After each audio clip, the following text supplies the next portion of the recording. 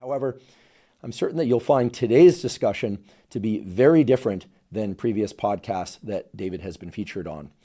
The reason is that, of course, we get into his accomplishments. We talk about the mindset that allowed him to achieve those things. But today, David really lets us under the hood. He lets us into the form of inner dialogue that he has to embrace, indeed, that he has to grapple with on a daily basis, sometimes multiple times throughout the day and night, in order to impose the sort of self-discipline that he is so well known for.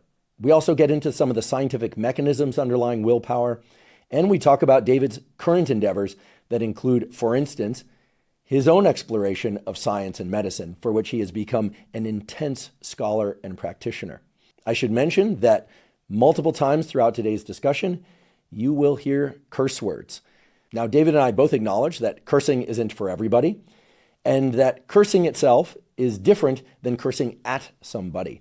Nonetheless, we do realize that many people, parents perhaps especially, might not want to hear cursing. If you don't want to hear cursing, well then this podcast episode is probably not for you. However, if you are comfortable with cursing or if you can tolerate it, I assure you today's discussion is highly worthwhile. Before we begin, I'd like to emphasize that this podcast is separate from my teaching and research roles at Stanford. It is, however, part of my desire and effort to bring zero cost to consumer information about science and science-related tools to the general public.